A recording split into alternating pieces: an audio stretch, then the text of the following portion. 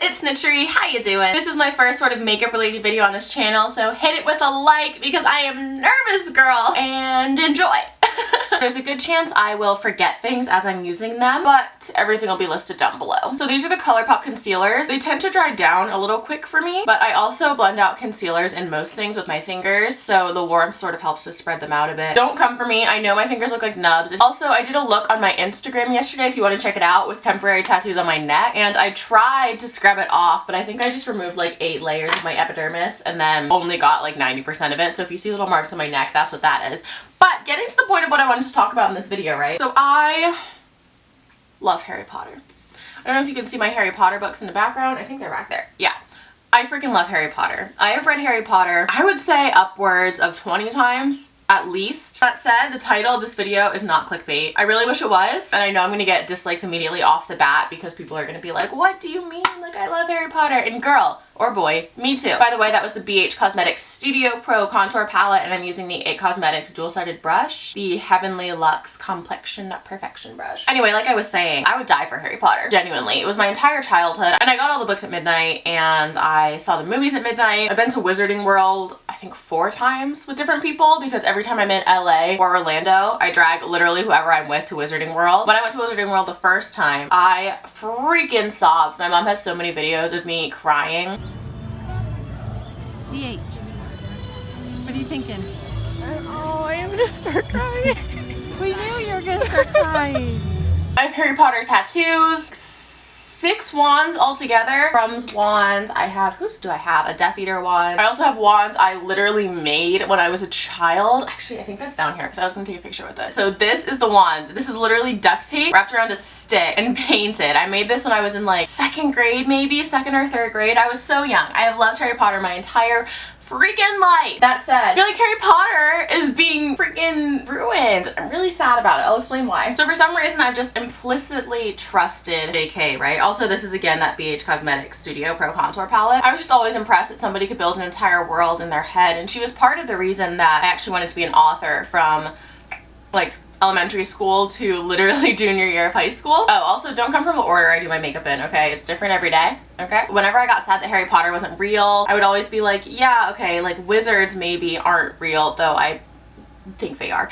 But that's okay because there are people like JK who actually do like make magic, and that's why I wanted to be an author. And it's part of the reason why even after I decided not to write for a living, that I wanted to do films, because I love the Harry Potter movies as well. And of course, if you guys have watched all my other videos or you follow me on social media, links will be down below. But as I said before, I changed my major to art history, but before then it was film. So Harry Potter literally determined what I went to college for. I freaking love the series. And I love Jo. This is the Anastasia Beverly Hills brow pomade in chocolate. And then something happened. That something was she got a Twitter. And from that point forward, Jo has been making some really questionable decisions. She basically just goes on like these crazy blocking sprees where she'll just block everybody who disagrees with her, and for the most part they're Harry Potter fans. They're like Harry Potter fanatics, and the things they're criticizing her for are entirely valid, unfortunately. So the most recent scandal that Jo has sort of encountered is that David Yates, I believe, who is the director of Fantastic Beasts 2. Anyway, he had an interview where the interviewer asked if Dumbledore would be gay in Fantastic Beasts 2. Now you'd think the easy answer would be yes, of course, because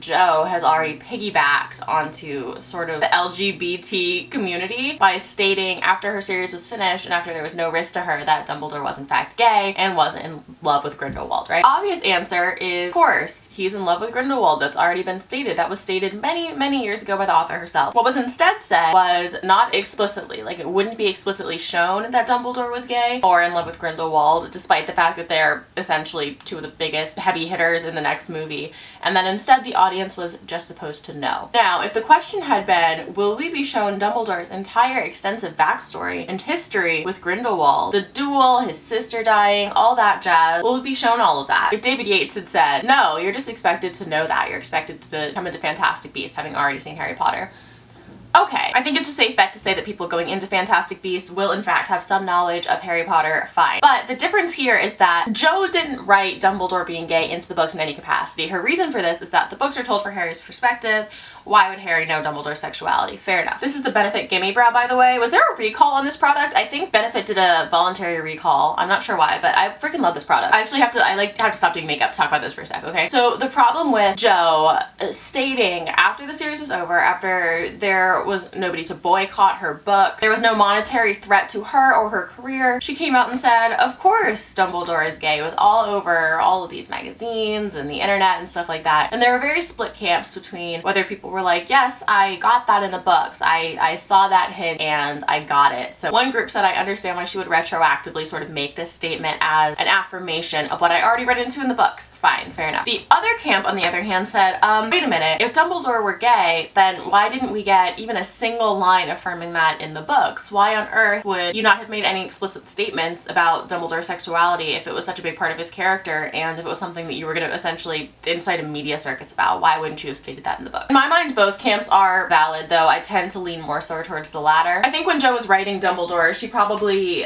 did intend for him to be gay. I don't know if she ever intended to release that detail. And then she saw the way the political tides were turning and she decided, wait, this would be a great way to get myself back into the media, to promote my movies, stuff like that. Now, Jo has run into a problem because she decided to make Fantastic Beasts. Really the only character that we know and love who's in Fantastic Beasts is Dumbledore. Newt, of course, we've heard of from the main series. We know Grindelwald, but I mean, for the most part, Dumbledore is sort of our like hero of the actual Harry Potter series, which means that Jo has run into a problem. She made a big statement about a character who at that point was dead and therefore fairly harmless. Well, now he's alive again, and he is the driving nail in your pseudo-political coffin. Now, the reason for this, or so I read, is that Fantastic Beasts, the first movie, did really well in the box office, but it was expected. It met expectations, it didn't necessarily exceed them. And it could piggyback off Pottermania. Essentially, it was like a new release of a Harry Potter movie, so everyone who was ever even marginally interested in Harry Potter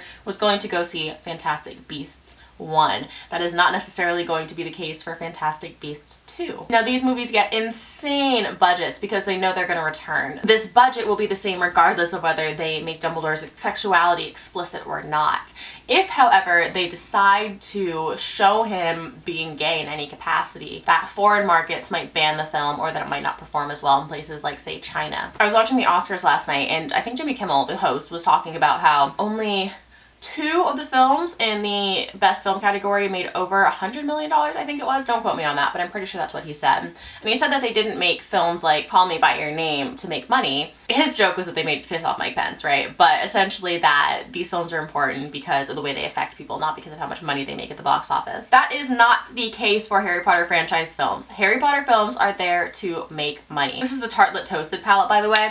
Lately, I've been switching back and forth between this palette and the Morphe Fair 3502. Anyway, as the sun moves, I have to move this camera. Anyway, they're not intended to sort of ruffle any feathers. They're family-friendly blockbusters about wizards. And above all else, they are intended to make a lot of money. In my mind, it's perfectly fine for a movie to just be enjoyable and fun and have good sort of just general Disney-esque values about being a good person and helping your friends and love always wins, and that's fine. However, it was Jo that decided to bring a controversial topic into her series by stating without question that Dumbledore is gay. One would assume that this is collection time for the fans who waited years and years for this character that they've looked up to. He is a notable character in the biggest series in the entire world, and he's gay. We're gonna get to see it. That's gonna be amazing. No, we're not. And I don't think it was Jo's intention to be malicious. What I do think is that she, again, realized sort of how politics was gonna go in the next few years and thought that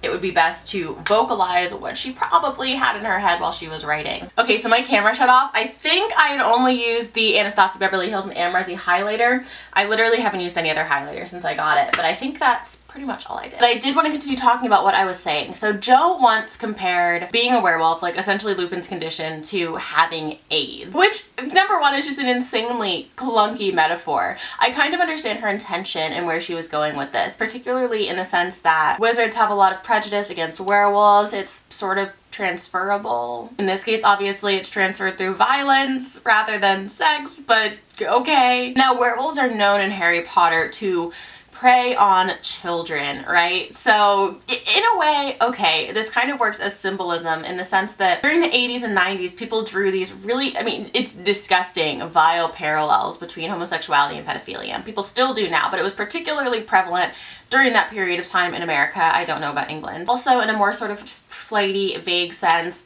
people are really concerned that gay imagery and gay media will somehow impact their own children to be gay or to adopt gay tendencies, which obviously is so freaking stupid. But in that sense, the werewolf parallel kind of works, I guess. Not really, honestly. Problem is, again, werewolves in Harry Potter are known to prey on children. And if you're using this as an allegory for gay people in real life, you can't then have the werewolves actually prey on children. We have Fenrir Greyback, right, who is literally known to attack children. That's literally what happened to Lupin. He was attacked as a child by a werewolf. So if you follow through with the metaphor, then Joe is in fact giving credit to these insanely, horribly prejudiced people who do indeed draw these ties between being gay and these really vile things. I keep having to move the camera to avoid the sun, but if Jo had never talked about it outside of her series, I would never talk about it either. I would never analyze it. I would never deep dive into material like this because it's made for children,